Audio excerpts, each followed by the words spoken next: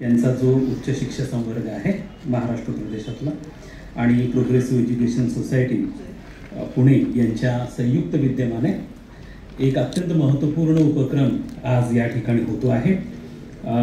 विकसित महाराष्ट्र 2047 जाणीव जागृती कार्यशाळा आजच्या या दुसऱ्या सत्रामध्ये व्यासपीठावरती उपस्थित सर्व सन्माननीय प्राध्यापक डॉक्टर गजानन एकबोटे सर, त्याचप्रमाणे ज्योतिताई आज या ठिकाणी आहेत, तसेच सावित्रीबाई फुले पुणे युनिव्हर्सिटीचे कुलगुरू पराग काळकरजी, महाराष्ट्र शासनाने NEPच्या अंमलबजावणीसाठी जी स्टिअरिंग कमिटी केली आहे त्याचे सन्माननीय अध्यक्ष माननीय करमळकर साहेब, त्याचप्रमाणे आज व्यासपीठावरती राष्ट्रीय सचिव आणि अध्यक्ष महाराष्ट्र प्रांत शैक्षणिक महासंघ आमचे मित्र माननीय प्राध्यापक Pradeepji Khedkar, Chandratre sir, AP Kulkarni sir, त्याचप्रमाणे ज्यांनी आभार मानलं ते डॉक्टर दिलीप अर्जुने, आणि या ठिकाणी संपूर्ण राज्यामधनं आज एवढ्या मोठ्या संख्येने आज एवढे प्राध्यापक या ठिकाणी उपस्थित झालेले आहेत। मी सुरुवातीलाच अत्यंत मनपूर्वक आभार ABRSMचे मानतो, आणि ते यासाठी मानतो की ज्या वेळेला आम्हाला 150 दिवसांचा जो कृती आराखडा मुख्यमंत्री कार्यालयाकडून दिला गेलेला आहे प्रत्येक विभागासाठी, त्यामध्ये विकसित महाराष्ट्राचं 2047 पर्यंतचं प्रारूप तयार करणं हे एक अत्यंत मोठं चॅलेंज, एक अत्यंत मोठं आव्हान हे आम्हाला दिलं गेलं आहे, आणि त्याच्या अनुषंगाने संपूर्ण राज्यामध्ये होणारी ही पहिली कार्यशाळा आहे, पहिली कार्यशाळा। याचं कारण असं आहे की कोणतंही अशा स्वरूपाचं प्रारूप हे काही ब्युरोक्रॅट्स, काही विशिष्ट विचारवंत, काही विशिष्ट भागातले तज्ज्ञ एकत्र यावेत आणि त्यांनी ते करावं आणि ते प्रारूप इतरांवरती लादलं जावं, अशा प्रकारचा आपला अप्रोच नाही, असा दृष्टिकोन नाही। ज्या पद्धतीने राष्ट्रीय शिक्षण धोरण 2020 हे संवादामधनं, चर्चेमधनं विकसित झालं आणि ती प्रक्रिया जवळपास 20 वर्ष चालली, वेगवेगळ्या प्रकारची मतमतांतरे घेतली गेली। त्याचप्रमाणे ज्या वेळेला या राज्याचा शिक्षणाचा 2047 पर्यंतचं जे प्रारूप तयार होणार आहे हे प्रामुख्याने आपल्या शिक्षण क्षेत्रामधले जे सगळे स्टेक होल्डर्स आहेत, मग आमचे शिक्षक, शिक्षकेतर कर्मचारी असतील, प्राचार्य आहेत, संस्था चालक आहेत, पालक आहेत, विद्यार्थी आहेत, तज्ज्ञ आहेत, या सगळ्यांशी विचार विनिमय करून ही कृती झाली पाहिजे। या दृष्टिकोनातनं आमचा दृष्टिकोन असल्यामुळे अशा स्वरूपाची एक चर्चा माझी प्रदीपजींबरोबर झालेली होती, आणि त्यांनी तात्काळ त्याला आज पूर्ण रूप दिलं, आणि आज ही संकल्पना जी आहे ऍटलिस्ट इनिशियल लेवलला, प्रिलिमिनरी लेवलला आज तुमच्या सगळ्यांपुढे मांडली जाते आहे। यातनं आजच काही गोष्टी बाहेर येतील का, तर अजिबात नाही, ही कंटिन्युअस प्रोसेस आहे, आपल्याला काही काळ जाऊ द्यायचा आहे। मात्र हे करणं का गरजेचं आहे हे पण लक्षात घ्या। ते यासाठी पण गरजेचं आहे की जसा उल्लेख यापूर्वी उद्घाटनाच्या सत्रामध्ये माननीय एकबोटे सर असतील, माननीय चंद्रकांत दादा पाटील असतील, यांनी सातत्याने केला की महाराष्ट्र हे शिक्षणाच्या क्षेत्रामध्ये पायंडा निर्माण करणारं अशा प्रकारचं राज्य आहे, आणि जे स्वातंत्र्यपूर्व काळापासून चालत आलेली ही परंपरा आहे। आपल्याकडे अनेक समाज सुधारकांनी स्वातंत्र्य चळवळीच्या काळामध्ये शैक्षणिक संस्था सुरू केल्या, मग ते डॉक्टर बाबासाहेब आंबेडकरांपासून अगदी कर्मवीर भाऊराव पाटलांपर्यंत, महर्षी धोंडो केशव कर्वेंपर्यंत, अगदी पंजाबराव देशमुखांपर्यंत या सगळ्यांनी शैक्षणिक संस्था सुरू केल्या, आणि त्यामुळे एडेड कॉलेज, ज्याला आम्ही अनुदानित महाविद्यालय नावाची संकल्पना, ही केवळ महाराष्ट्रामध्ये आली। बाकी ठिकाणी एक तर सरकारी कॉलेजेस आहेत किंवा खाजगी कॉलेजेस आहेत, एडेड कॉलेज ही महाराष्ट्रामध्ये एवढ्या मोठ्या प्रमाणावरती एडेड कॉलेज ही संकल्पना यासाठी आली की शिक्षणाच्या क्षेत्रामध्ये आमच्या समाज सुधारकांनी जी महाविद्यालय सुरू केली त्यांना नंतर अनुदान जे दिलं गेलं त्याच्यातनं एडेड कॉलेज सारखी एक अभिनव संकल्पना आकाराला आली। म्हणून महाराष्ट्र हे सातत्याने शिक्षणाच्या क्षेत्रामध्ये पायंडा निर्माण करणारं राज्य आहे, आणि तीच संकल्पना आपल्याला भविष्यामध्ये पुढे घेऊन जायची आहे, आणि ती जर आपल्याला करायची असेल, आपण जर अशा प्रकारचे प्रारूप तयार केले, विकासाचे आराखडे तयार केले, आणि विकसित भारताच्या व्यापक योजनेमध्ये जर आमचं योगदान झालं, तरच इतर राज्य आपलं अनुकरण करतील। आणि याचं उदाहरण मी तुम्हाला सातत्याने देतो की अगदी 2 वर्षांपूर्वी महाराष्ट्र नॅकच्या अॅक्रेडिटेशन मध्ये 3ऱ्या क्रमांकावरती होतं. त्यावेळी माननीय मंत्री चंद्रकांतदादा पाटील यांनी एक कल्पना बनवून दाखवली आणि त्यांनी सांगितलं की तुम्ही संचालक, सहसंचालक, प्राचार्य याच्यापूर्वी तुम्ही पालक आहात आणि तुमचे पाल्य जे आहे जेव्हा एखाद्या महाविद्यालयामध्ये प्रवेश घेता, तिथली फीस भरता आणि आतमध्ये गेल्यानंतर ऍडमिशन झाल्यानंतर जेव्हा तुम्हाला कळतं की विद्यार्थ्याला आवश्यक असणाऱ्या बेसिक फॅसिलिटीज त्या महाविद्यालयाकडे नाहीये, त्या स्टँडर्डचे टीचर्स नाहीये, मान्यता नसलेले टीचर्स नाहीये, रिसर्च मधले कॉन्ट्रीब्युशन नाहीये, विद्यार्थ्यांसाठी टॉयलेट्स प्रॉपरली नाहीये, तर ही त्या पालकांची फसवणूक नाहीये का? तर प्रथम आपण पालक म्हणून विचार करा, नंतर आपण वेगळ्या पदांवरती आहोत. आणि त्यामुळे प्रत्येक संस्थेचं मानांकन हे झालंच पाहिजे नाही आणि त्याचा बोर्डवरती ते नाव लिहिलंच गेलं पाहिजे नाही. त्यामुळे नॅक, खुद्द नॅक हे आपलं मूल्यांकन कंपल्सरी मॅन्डेटरी करत नाही, सक्तीचं करत नाही. पण संपूर्ण देशामध्ये आपलं एकमेव राज्य आहे ज्यांनी नॅकचं मूल्यांकन सक्तीचं केलं. त्याच्या स्वरूपाचे परिपत्रक काढले. 2016च्या कायद्यामधल्या काही टर्म्स आम्ही इन्व्होक केल्या आणि विद्यापीठांच्या कुलसचिवांना डायरेक्ट केलं की जे महाविद्यालय नॅक करणार नाही त्यांना डिॲफिलेट करा, तो विद्यापीठांचा अधिकार आहे. मी आपल्याला सांगतो मित्रांनो, हे आम्ही का केलं याच्या संदर्भामध्ये असेंब्ली फ्लोअरवरती चर्चा झाली. माननीय मंत्री महोदय म्हणले की आम्ही यातून थोडीशी सूट देऊ, म्हणजे एक्सटेंड करू डेडलाईन. आम्ही निर्णय मागे नाही घेणार आहे, कंपल्सरी तर कंपल्सरीच आहे. हा निर्णय घेतल्यानंतर संपूर्ण देशामध्ये आज 1938 संस्था सगळ्या टॉप महाराष्ट्राला आहे. नंबर 2 ला कर्नाटक आहे 938 संस्थांवरती. एवढं मोठं अंतर का निर्माण झालं? आज करमळकर सर नॅकच्या गव्हर्निंग बॉडीचे सन्माननीय मेंबर आहेत, ते तुम्हाला सांगतील. अहो, नॅक कडे आता पीयर टीम पाठवायला माणसं नाही उरली, इतके प्रचंड ऍप्लिकेशन महाराष्ट्रामधनं गेले. आणि हा जो प्रकार आहे हा आपण यासाठी केला की आपल्याला काही धाडसी निर्णय हे सातत्याने घ्यावे लागतील. आणि तोच प्रकार आपण राष्ट्रीय शिक्षण धोरण 2020च्या बाबतीमध्ये केला. आज एनईपीच्या बाबतीमधली जी अंमलबजावणी आहे संपूर्ण देशामध्ये, त्याच्यामध्ये समानता तुम्हाला दिसून येत नाही. अनेक ठिकाणी तुम्हाला असं दिसतं, अनेक राज्यांमधलं, की जिथं राज्य सरकार उत्सुक आहे परंतु प्राध्यापक असतील किंवा विद्यार्थी संघटना त्याला फारसं कॉपरेशन करायला तयार नाहीये. काही ठिकाणी प्राध्यापक संघटना, विद्यार्थी, पालकांची मागणी आहे परंतु कुठेतरी राजकीय मुद्द्यांवरती असेल, आयडिओलॉजिकल ग्राउंडवर असेल, राज्य सरकार उत्सुक नाहीये. अनेक राज्यांमध्ये औपचारिकता म्हणून काहीतरी रिझोल्युशन काढले जाणं की आम्ही आता एनईपी लागू केलंय. अरे पण ते काय लागू केलंय हे कोणालाही माहिती नाहीये. पण आपलं राज्य एकमेव असं राज्य आहे ज्याचा उल्लेख केंद्रीय शिक्षण मंत्री धर्मेंद्र प्रधान साहेबांनी मागे शिक्षा समागमचा दिल्लीमध्ये कार्यक्रम झाला होता त्यावेळेला केले की ह्या राज्याचं कौतुक असं आहे की या राज्यामध्ये शासन, विद्यापीठ, महाविद्यालय, पालक, शिक्षक, शिक्षकेतर कर्मचारी हे सगळे एक टीम म्हणून काम करतात. आज अ टीम म्हणून काम करतात. इथे कोणीही एनईपीला विरोध केलेला नाही, उघडपणे विरोध केलेला नाही. आपल्याकडे समस्या नक्कीच आहे, कुजबूज नक्कीच आहे आणि का नाही होणार?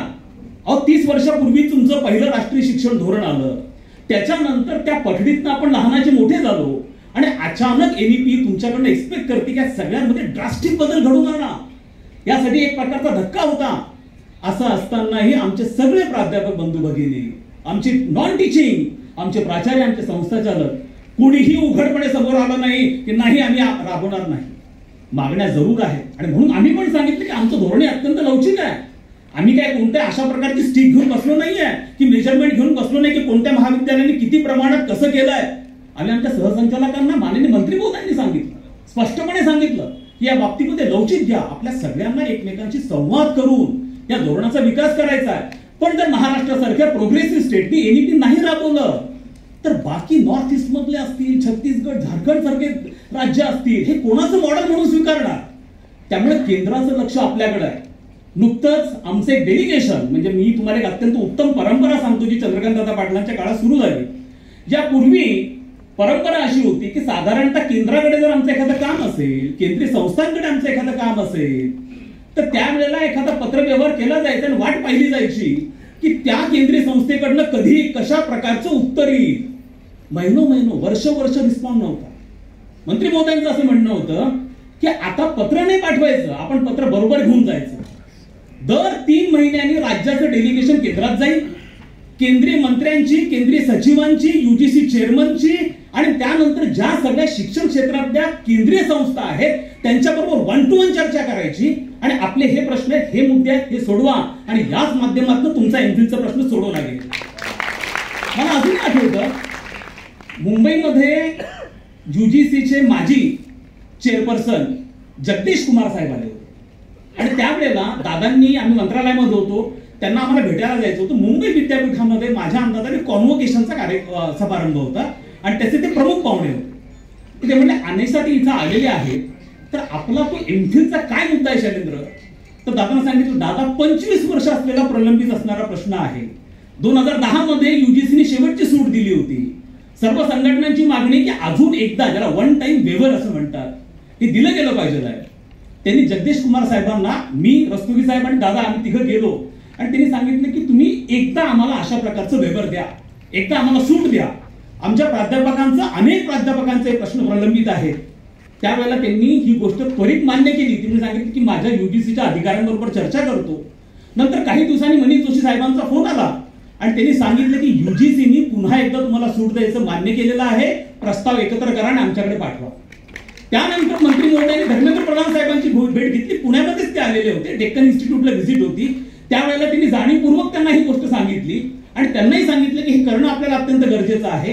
हा जो 1 to 1 डायलॉग आहे प्रत्येक गोष्टीमधला, आता आम्ही मागच्या महिन्यामध्येच आमचं डेलिगेशन परत जाऊन आलं वेगवेगळ्या प्रकारचे प्रश्न घेऊन आणि अशा वेळेला आम्हाला आनंद वाटला की धर्मेंद्र प्रधान साहेबांनी आम्हाला 1.5 तास दिला आणि त्यांचे युजीसीचा ऍक्टिंग चेअरमन जे आहेत, जे विनीत जोशी साहेब, जे आता एचआरडी सेक्रेटरी आहेत, त्यांच्यासह सगळी टीम बसवली आणि प्रत्येक प्रश्न अत्यंत जाणीवपूर्वक, अत्यंत गांभीर्याने आमचा ऐकून घेतला.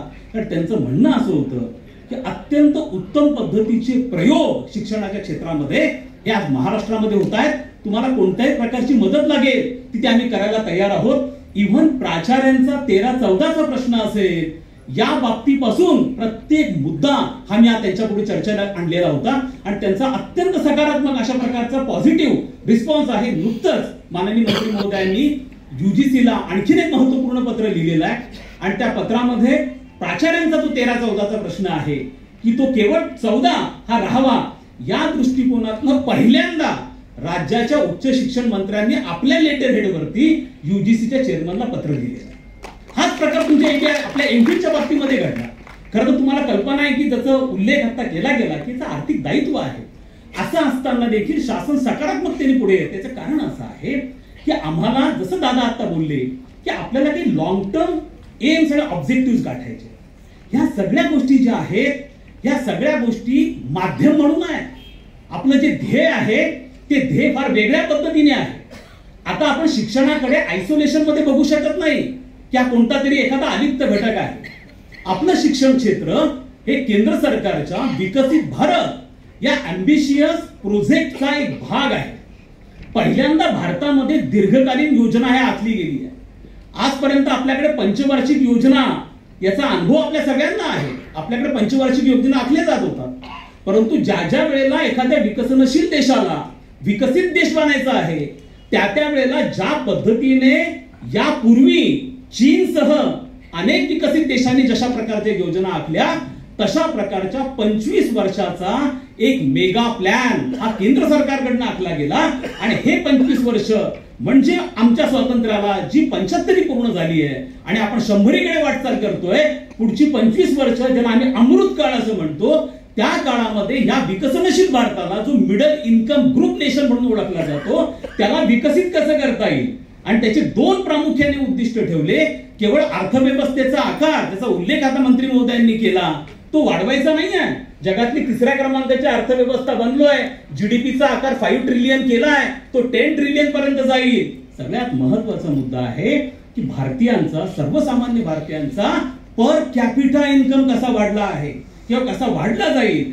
जो आजच्या घडीला 2800 आहे तो $10,000 पर्यंत कसा घेऊन जाता येईल. ज्या वेळेला पर कॅपिटा इन्कमचा पण उल्लेख करतो त्या वेळेला पर कॅपिटा इन्कमचे जे आधार आहेत त्या आधारमध्ये सन्मानपूर्व आयुष्य जगण्याचा अधिकार आहे आणि जेव्हा सन्मानपूर्ण आयुष्य जगायचं असतं त्यावेळेला शिक्षणाशिवाय शक्य होत नाही. म्हणून शिक्षण आणि म्हणून पर कॅपिटा आणि म्हणून विकसित भारत ही एक प्रचंड मोठी ऑर्गॅनिकली जो प्लॅन तयार केला गेलेला आहे, त्या प्लॅनचे 3 महत्वाचे पिलर आहेत.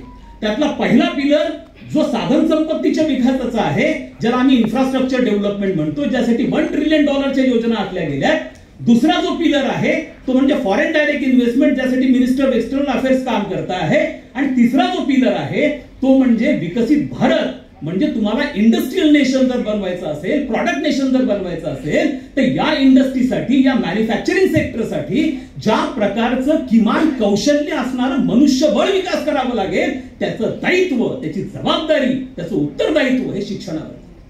आणि त्यामुळे पुढच्या 25 वर्षांमध्ये शिक्षणाची भूमिका ही केंद्रस्थानी असणार आहे. जेव्हा केंद्रीय वित्त मंत्री निर्मला सीतारामन यांनी आपला अर्थसंकल्प सादर केला, आता रिसेंट जो अर्थसंकल्प सादर केला, त्यावेळेला 6 ते 7 मिनिटं त्या उच्च शिक्षणावरती बोलले. गेल्या 10 वर्षांमध्ये उच्च शिक्षणाचा संख्यात्मक विकास कसा घडून आला आणि खूप गुणात्मक विकासाच्या दिशेने आपल्याला कसं जायचं आहे, याचं कारण मी तुम्हाला सांगतो की पुढचं 25 वर्ष शिक्षण हे प्रत्येक गोष्टीच्या केंद्रस्थानी असणार आहे.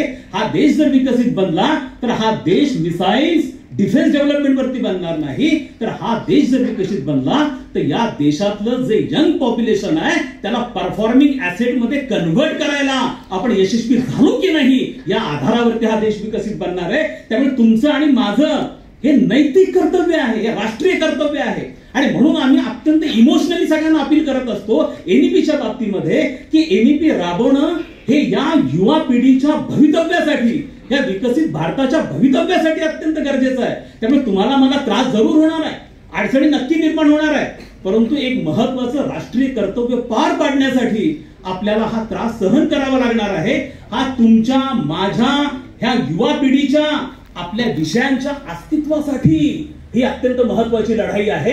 आणि त्यासाठी आपल्याला महत्वाची भूमिका ही पार पाडावी लागणार आहे. त्यामुळे पुढचं 25 वर्ष हे अत्यंत महत्वाचे असतील, ज्यामध्ये शिक्षण हे अत्यंत केंद्रस्थानी असेल. ज्या ज्या देशांनी विकसनशील देशापासून विकसित देश हा प्रवास किंवा पल्ला गाठलेला आहे, त्या त्या देशांनी शिक्षणाला केंद्रस्थान बनवलेलं आहे. जो जपान, ज्याचा आकारमान मुंबईपेक्षा पण छोटा आहे, जो जपान दुसऱ्या महायुद्धामध्ये अणुबॉम्बच्या अटॅकमुळे उद्ध्वस्त झालेला होता, तो जपान 1945चा जपान 1970 मध्ये जगातली दुसऱ्या क्रमांकाची अर्थव्यवस्था कसा बनला, तर त्यांनी त्यांच्या जीडीपीच्या 8% ह्युमन रिसोर्स डेव्हलपमेंट वरती खर्च करायला सुरुवात केली. जपानचं इस्टॅब्लिश मॉडेल आहे.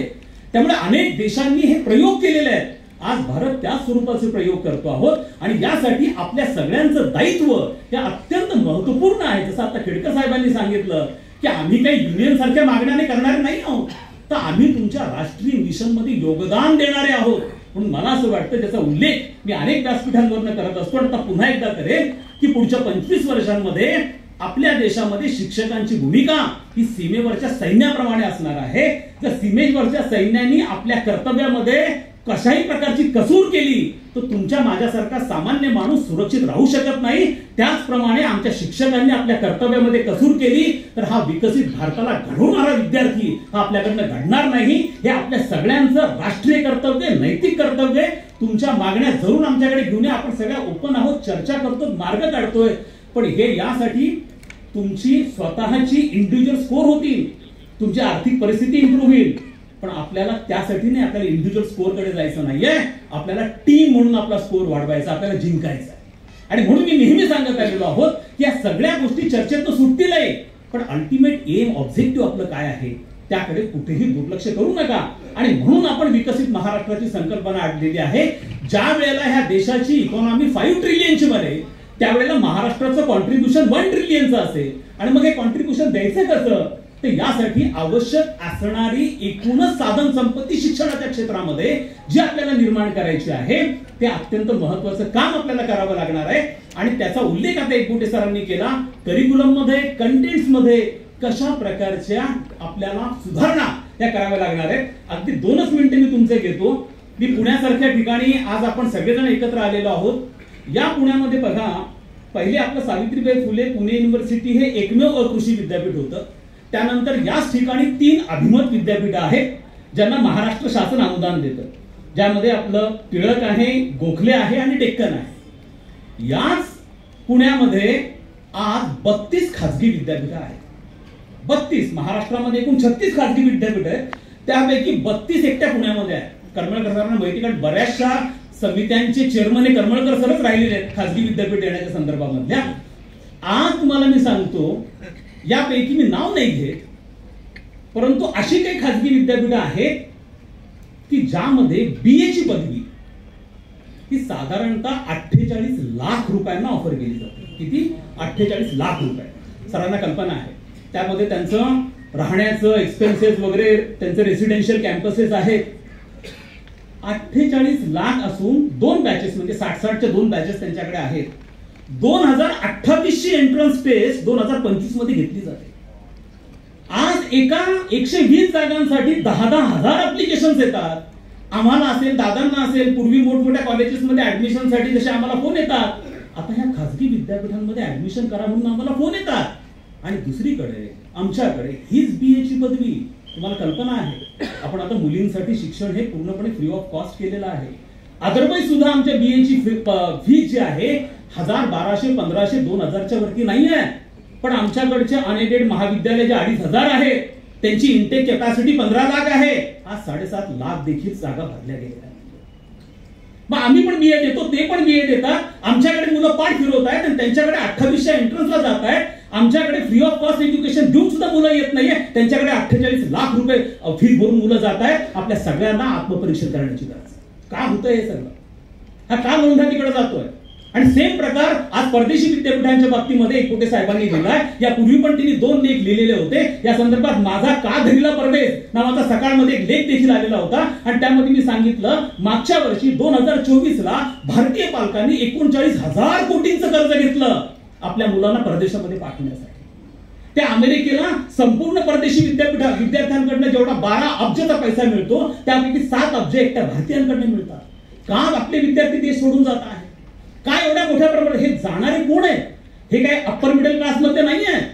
अहो, अगदी लोअर मिडल क्लास, गरीबामधला गरीब व्यक्ती बँकेचं कर्ज घेतोय आणि म्हणतो माझ्या विद्यार्थ्याला परदेशात शिक्षणासाठी पाठव. हा जो प्रकार आहे, ही जी परिस्थिती आहे, ही येत्या काळामध्ये आणखी भयानक बनणार आहे. त्यामुळे आपल्या सगळ्यांना आपल्या विषयांचं, आपल्या इन्स्टिट्यूटचं सगळ्यांचं अस्तित्व टिकवण्यासाठी यामध्ये ड्रास्टिक रिफॉर्म्स करावे लागतील. आणि हे रिफॉर्म करण्यासाठी आम्ही काही गोष्टी तुम्हाला सातत्याने सांगण्याचा प्रयत्न करतो आहोत. यासाठी आग्रह करतोय, कधी कधी सक्ती पण करतो आहोत. नॅक पासून सगळ्या गोष्टी असतील की आपण आता बदललं पाहिजे आहे, तरच हा विद्यार्थी आपल्याकडे येणार आहे. या दृष्टिकोनातून NEP महत्वाचं आहे. या दृष्टिकोनातून मूल्यांकन महत्वाचं आहे. या दृष्टिकोनातून महाराष्ट्राचा 2029, 36 आणि 47 पर्यंतचा प्लॅन महत्वाचा आहे. आणि म्हणून आपण सगळेजण यासाठी कष्ट घेतो, एकत्र येतोय. कारण आपल्या सगळ्यांचे सामूहिक दायित्व आहे, आपल्या सगळ्यांचे सामूहिक उत्तरदायित्व आहे. आणि म्हणून आपल्याला ऍज अ टीम म्हणून काम करायचं. आणि म्हणून आम्ही सातत्याने सांगत असतो, जसं आता एकबोटे मॅडमने सांगितलं, हा प्रकार गेला. आता DA पण ट्रॅडिशनल DA राहिलेलं नाहीये. DA पण आता थिंक टँक म्हणून काम करत आहे. आता सगळीकडे प्राध्यापक, अकॅडमिशियन लोक आलेले आहेत की ज्यांना तुमच्या समस्या माहिती आहे आणि महाराष्ट्राला कशा पद्धतीने टप्प्याटप्प्याने पुढे घेऊन जायचंय हे देखील त्यांना माहिती आहे. अशी टीम म्हणून आपण सगळेजण काम करतोय. तुमच्या सगळ्यांचं सहकार्य आम्हाला यासाठी अत्यंत महत्वाचं आहे. मी शेवटी एक अत्यंत महत्वाची बाब आपल्याला सांगतो की आम्ही ABRSM कडनं आज संघटना म्हणून देखील त्यांचं मत मागितलेलं आहे. विकसित महाराष्ट्राचं ब्लूप्रिंट आपण जी तयार करतो आहोत, ती ब्लूप्रिंट साधारणतः 15 ऑगस्ट पर्यंत त्याचं एक प्रिलिमिनरी प्रेझेंटेशन माननीय मुख्यमंत्री महोदयांपुढे आपल्या विभागाचं आहे. त्याच्यापूर्वी आपल्या काही सूचना असतील तर त्या कृपया आम्हाला तुम्ही जरूर कम्युनिकेट करा. आमच्या वेबसाईटवर टाका. माझा नंबर सगळीकडे आहे किंवा ABRSMच्या माध्यमातून, आपल्या संघटनेच्या माध्यमातून आमच्याकडे पोहोचवा. तुमच्या काय अपेक्षा आहेत, कोणत्या पद्धतीने सुधारणा केल्या गेल्या पाहिजे, याच्यामध्ये प्रत्येकाचं मत हे फार मॅटर करतं. आणि त्याच्या आधारावरती या चर्चेतनं आपल्याला ब्लूप्रिंट तयार करायची आहे. त्याची सुरुवात आज अत्यंत उत्तम पद्धतीने झाली आहे. त्यामुळे मी ABRSMचं अत्यंत मनपूर्वक अभिनंदन करतो, आभारी मानतो की एक उत्तम पुढाकार घेतला. संपूर्ण राज्याच्या कानाकोपऱ्यातनं आज आमचे शिक्षक बंधू भगिनी या ठिकाणी आले. इथे एक चर्चा या बाबतीमध्ये झाली. ऍटलिस्ट काय चाललेलं आहे शासकीय पातळीवरती, कसला विकसित महाराष्ट्र आहे, काय ही कन्सेप्ट आहे, याचे ऍटलिस्ट इंट्रोडक्टरी लेवलचं का होईना काही ऑब्झर्वेशन तुमच्यापर्यंत पोहोचले. हीच याच्याकडनं प्रामुख्याने अपेक्षा होती. ही सुरुवात आहे. आपल्या सगळ्यांना हा विषय अत्यंत भविष्यामध्ये पुढे घेऊन जायचा आहे. यानंतरही आपल्या इंटरॅक्शन या होत राहतील. आपल्या 25 वर्षापासूनचा आपला जो लढा आहे, त्या लढ्याला न्याय मिळाला आहे. आपल्या सगळ्यांच्या चेहऱ्यावरती हास्य आहे. आता आपल्या सगळ्यांचं कर्तव्य आहे की आपल्या तरुणांच्या, आपल्या युवकांच्या, आपल्या विद्यार्थ्यांसाठी आपलं जे योगदान आहे त्यामध्ये कोणत्याही प्रकारची कसूर करू नका. धन्यवाद.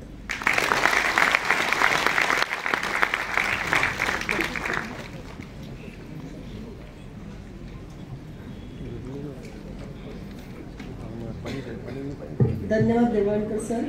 सर इतकं सुंदर बोलले की सगळ्यांना मंत्रमुग्ध सर तुम्ही करून टाकलं. आणि अजूनही काही वेळ बोलला असतात तरी चाललं असतं. आणि तुम्ही जी आता एक विदारक परिस्थिती जी मांडली, आपली मुलं सगळी तिकडं जात आहेत, मला नेहमी तसंच वाटतं की ज्यावेळेस स्वातंत्र्यवीर सावरकर होते तेव्हा त्यांनी इंग्लंडच्या किनाऱ्यावर बसून म्हटलं सागरा प्राण तळमळला, त्यांना मातृभूमीला यायचं होतं. आणि आता आपली मुलं मुंबईच्या किनाऱ्यावर बसून म्हणतात सागरा प्राण तळमळला, मला परदेशात जायचंय. तर हे चित्र बदललं पाहिजे. आणि हे चित्र बदलणं हे आपण जे शिक्षक आहोत हे सगळं आपल्या हातात आहे. आपण सगळ्यांनी याचा खूप बारकाईने आणि गंभीरतेने विचार केला पाहिजे. आता सरांच्या नंतर जे आपल्याकडे एक मोठं व्यक्तिमत्व मार्गदर्शन करायला येणार आहेत ते आहेत आपले डॉक्टर नितीन करमळकर सर.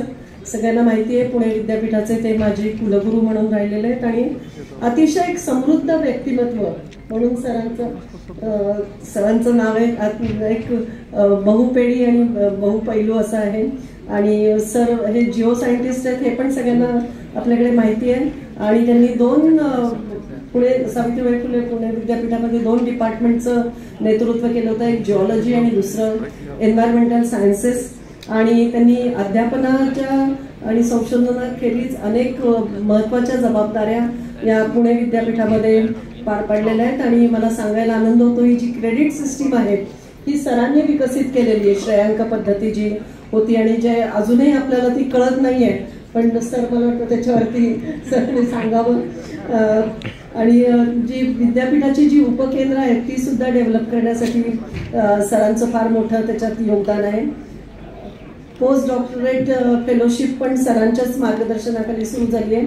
आणि त्यांच्या सरांच्या कुलगुरुपदाच्या काळात आपल्या सावित्रीबाई फुले पुणे विद्यापीठाला खूप मोठे राष्ट्रीय आणि आंतरराष्ट्रीय सन्मान मिळालेले आहेत. आणि सरांचं आत्ताचं एक महत्त्वाचं योगदान म्हणजे आपल्याला माहिती आहे नॅशनल एज्युकेशन पॉलिसी 2020 तेव्हा इम्प्लिमेंट करायची ठरली आणि खूप ठिकाणून लोकांच्या शिक्षणांच्या मागण्या आल्या की याच्यामध्ये आम्हाला काही अडचणी येत आहेत.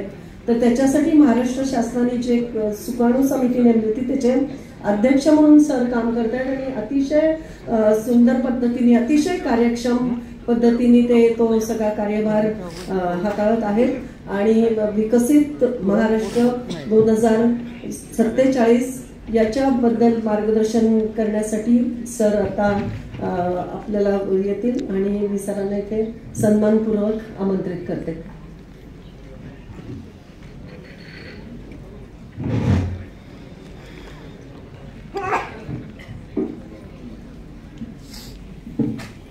नमस्कार. सन्माननीय व्यासपीठ,